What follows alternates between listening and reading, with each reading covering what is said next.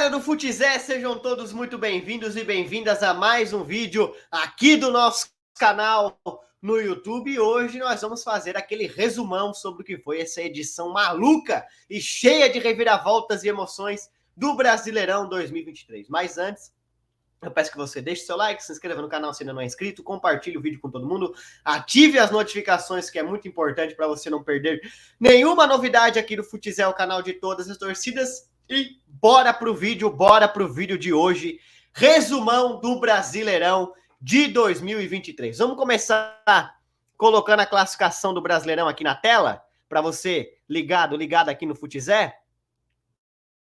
Colocar a classificação do Brasileirão aqui na tela, tá certo? Vamos achar aqui o melhor layout para colocar a classificação aqui para você.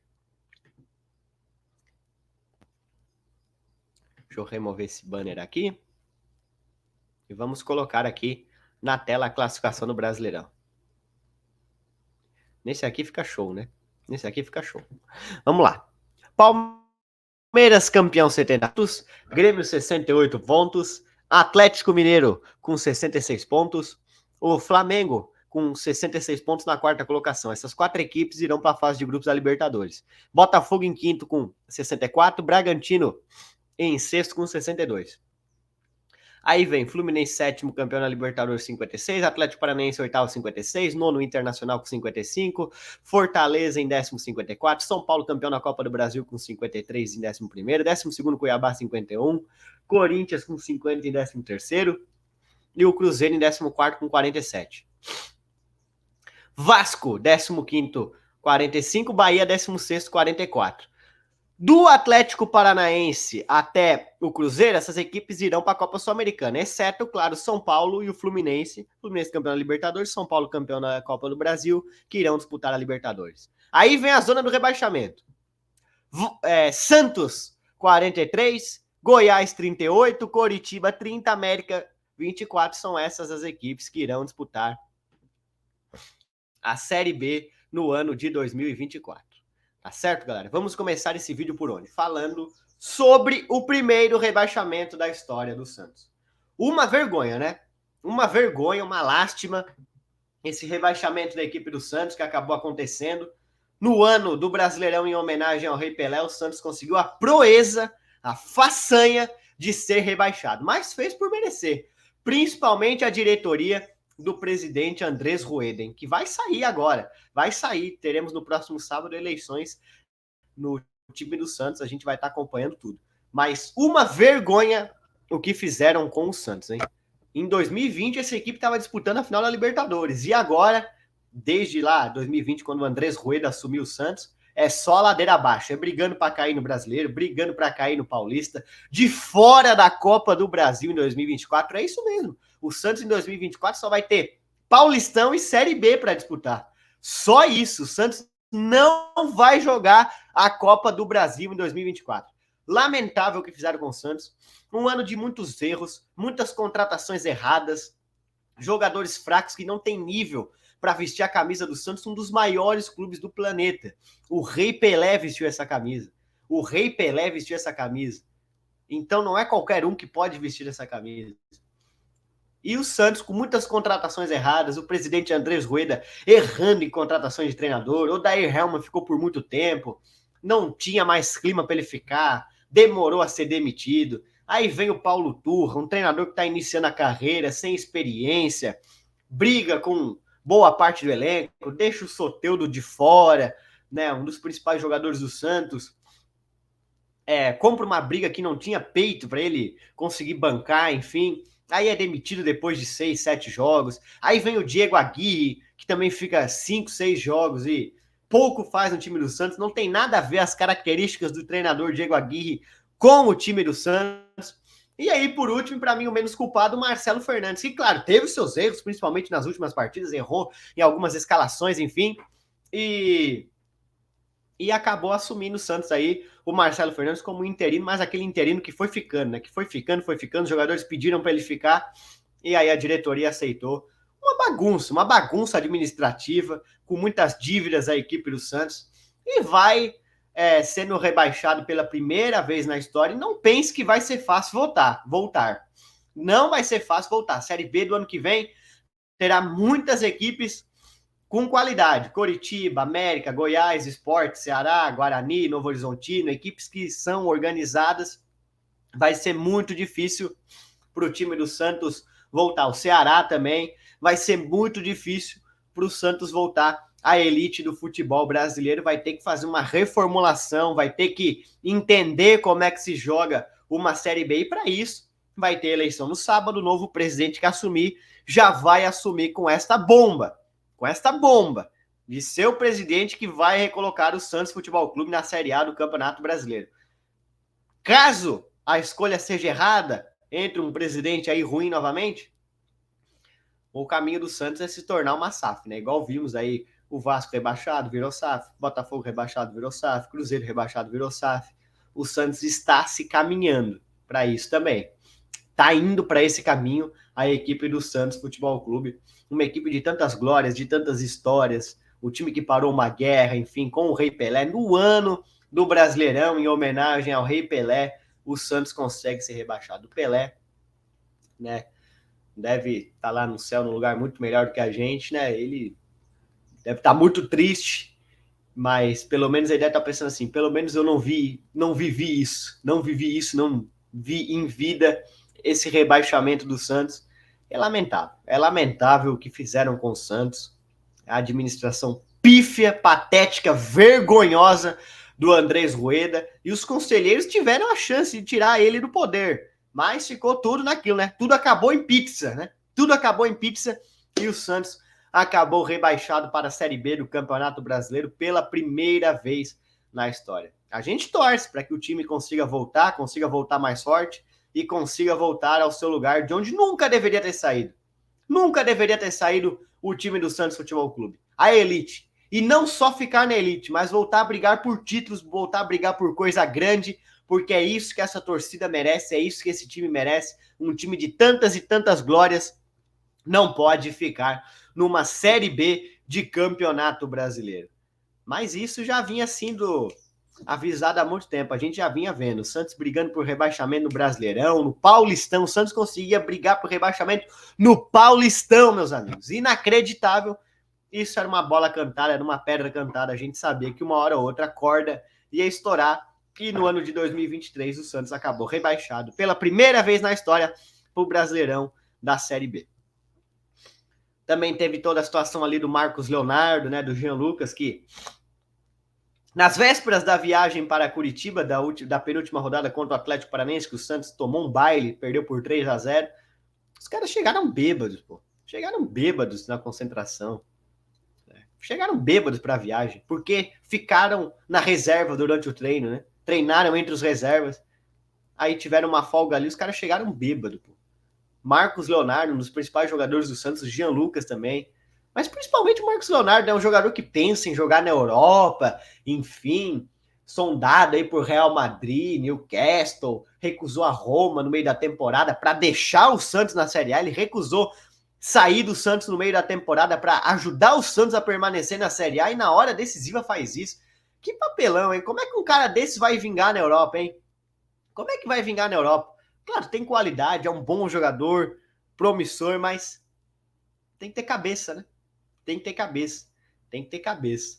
Né? A gente vê um bom exemplo aí do Endrick. O cara joga demais, tem cabeça no lugar, tem todo um suporte por trás, uma família, enfim, que apoia. Ele mesmo já declarou que não gosta de festa, não gosta de bebida, não gosta de balada, gosta de ficar na dele, com a família dele, jogando videogame dele, enfim. É um garoto de 17 anos e tá certíssimo. E o senhor Marcos Leonardo, hein? Que vergonha, hein? Na penúltima rodada, o cara protagonizou esse papelão e ainda pensa em jogar no futebol europeu. Dessa maneira, vai passear na Europa, né? Dessa maneira, vai passear na Europa. Vamos para outro tema que tá aqui no título do vídeo. Pipocada histórica do Botafogo. A maior pipocada do futebol mundial nós vimos nesse Brasileirão 2023. Nunca, repito, nunca uma equipe nas principais ligas mundiais perdeu um título depois de abrir 13 pontos de vantagem na liderança. Realmente, o que o Botafogo fez é algo para ser estudado, né? É algo que a gente vai tentar explicar aqui, mas não vai conseguir, porque bizarro. Bizarro. E tudo começou a desandar após a saída do Luiz Castro, que demorou a engrenar, né? Demorou a engrenar o Luiz Castro, ele que tinha toda a chave do vestiário, ele que comandava o Botafogo. O Luiz Castro tinha um grande comando no Botafogo, além de ser o treinador, ele, por exemplo, autorizava quem entrava no CT ou não. O cara mandava, escolhia o salário que os jogadores contratados iam ganhar, enfim, o cara mandava no Botafogo. O Botafogo perdeu o Luiz Castro, foi lá para o Al Nassr treinar o Cristiano Ronaldo, enfim, ganhar milhões e milhões de petrodólares. E aí o Botafogo ficou depois à deriva, né? Sem um comando. Né? John Textor, enfim, não teve pulso firme. André Mazuco, diretor de futebol, também não apareceu na hora certa. Taibo Arruda, o CEO, não entende muito de futebol, não é da área dele. Enfim, e aí o Botafogo ficou largado, né? Veio o Cláudio Caçapa, conseguiu emendar uma sequência de 4 vitórias.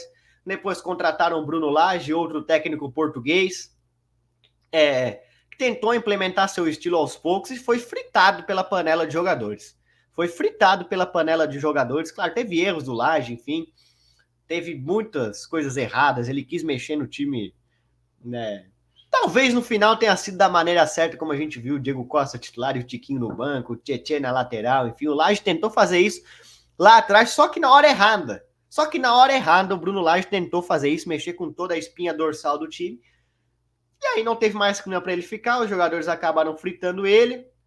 E estes mesmos jogadores pediram a permanência do Lúcio Flávio, um cara sem experiência alguma para comandar um time rumo ao título, hein? Cara sem experiência de treinador nenhuma, e que saiu disso aí na entrevista do ótimo Charla Podcast, confiram aí, que é um excelente podcast, disse que ele foi o menos culpado, e no fim, realmente, ele foi o menos culpado. Ele não tinha essa pompa para comandar o time rumo ao título, não tinha essa experiência, né? Aí acabou sendo fritado pelos jogadores, muitas notícias de que os jogadores não ouviam ele direito, ignoravam os pedidos dele, enfim. E aí a gente viu que se transformou numa panela esse elenco do Botafogo. Chegou o Thiago Nunes, já não tinha o que fazer.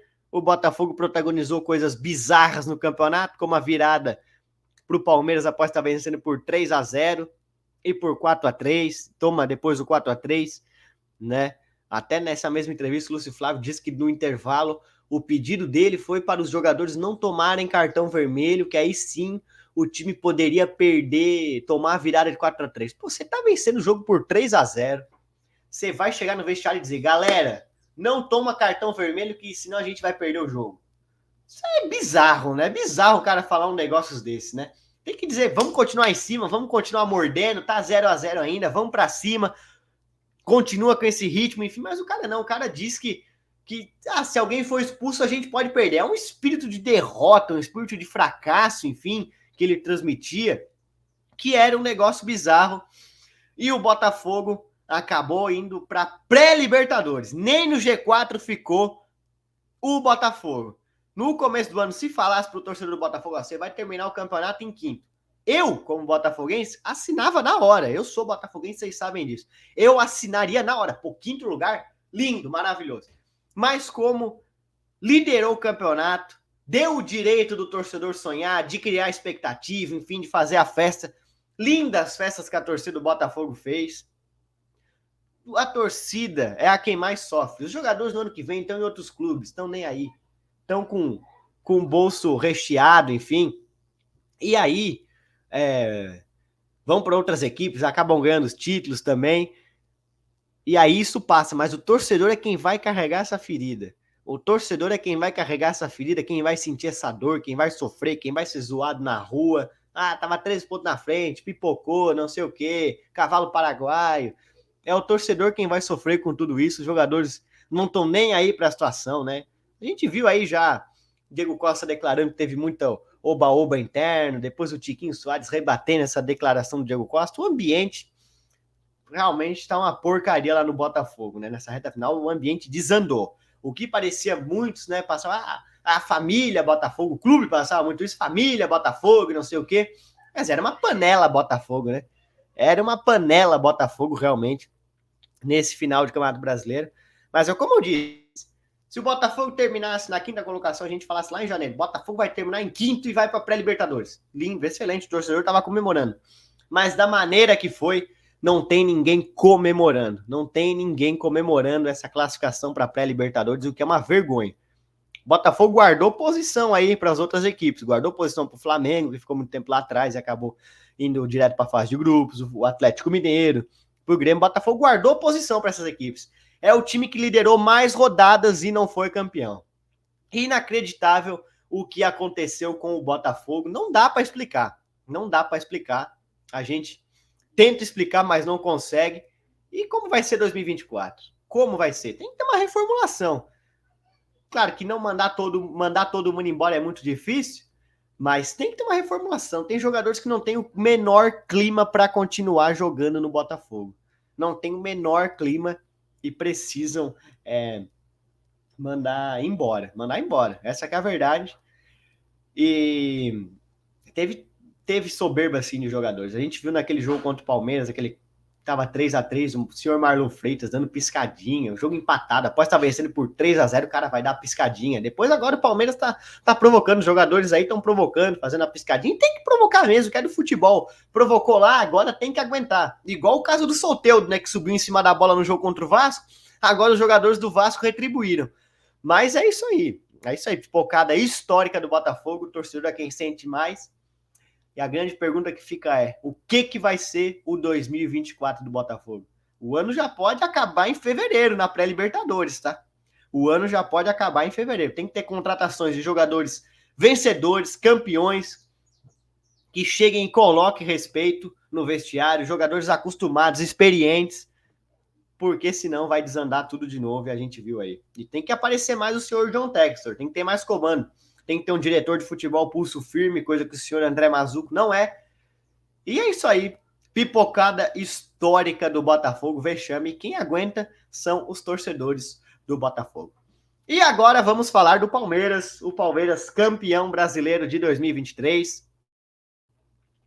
Só deixa eu desligar aqui a câmera rapidinho.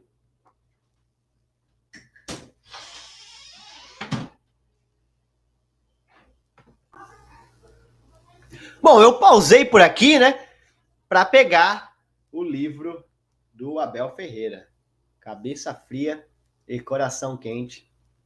E foi isso que o Palmeiras teve nessa reta final. Cabeça fria e coração quente. Uma equipe cascuda, vencedora, que quando chega para ser campeão. Depois daquela virada contra o Botafogo por 4-3, tem um vídeo aqui no canal. Vocês podem procurar, eu falei. O Palmeiras vai ser campeão brasileiro. Que ali foi a grande virada de chave da competição. Com o Endrick aparecendo e jogando muito, né? Aí fica aquela pulguinha atrás da orelha do torcedor do Palmeiras. Se o Abel tivesse colocado o Endrick na Libertadores, hein? Tivesse colocado antes, lá quando o Dudu machucou, tivesse colocado o Endrick e não insistindo com dois laterais, como o Mike jogando como ponta, que até terminou assim o campeonato, né? Será que a história seria diferente? Eu acho que seria, porque o moleque é ousado, é diferente, é arrojado, joga demais, não é promessa, já é realidade e tem um futuro brilhante pela frente. Ele que vai sair do Palmeiras em julho do ano que vem, vai continuar até julho do ano que vem e depois vai para o Real Madrid, o maior clube do mundo. Mas é isso, o Palmeiras tem um espírito de vencedor, cresce na hora certa, coloca medo nos adversários, porque é um time cascudo. O que o Abel Ferreira faz é impressionante, é cabeça fria e coração quente, tem que ter cabeça no lugar. Teve uma sequência ali, uma mini crise após a Libertadores, que ficou 4, 5 jogos sem vencer, já tudo era uma porcaria, muitos protestos contra a presidente Leila. Agora a Leila aparece aí, estão mais calmos? Será que o torcedor do Palmeiras está mais calmo agora?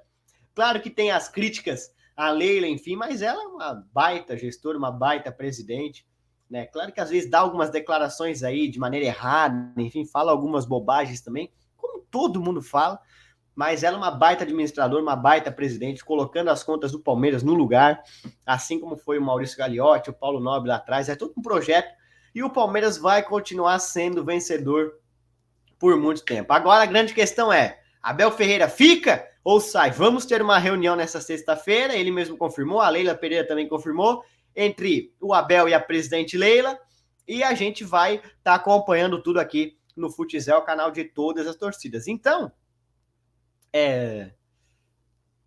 eu particularmente torço para ele ficar, que é muito bom pro futebol brasileiro. Eu sou muito fã do Abel Ferreira.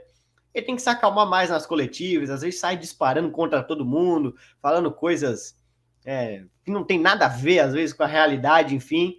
Ele tem que se acalmar mais também na beira do campo, fica muito enérgico, toma muito cartão, amarelo, vermelho, enfim. Mas ele é um baita treinador, Ele tem a confiança do grupo, tem esse grupo de jogadores na mão, os jogadores gostam muito dele, ele gosta muito dos jogadores, é uma conexão, assim, incrível, e ele chega ao 9º título no comando do Palmeiras. É o maior treinador da história do Palmeiras.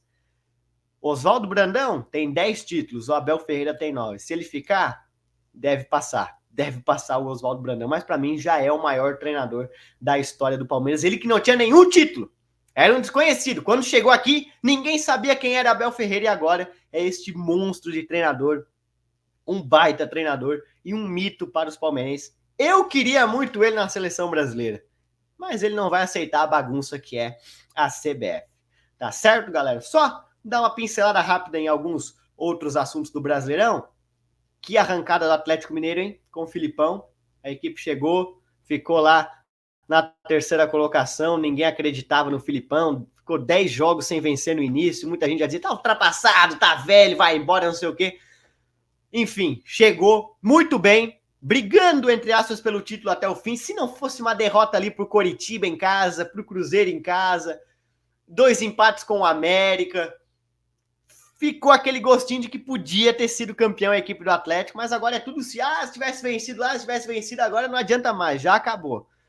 Mas para 2024, se o Filipão ficar, montar o elenco, enfim, o Galo promete demais. Tem que ver a questão se o Hulk fica, enfim. Né? Grande campeonato do Paulinho, um baita atacante, 20 gols, artilheiro da competição. E o Galo promete para 2024.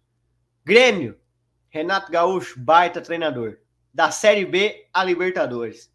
Subiu e levou esse time limitado do Grêmio até a Libertadores. Luizito Soares, gênio. Um privilégio ver esse cara jogar aqui no futebol brasileiro.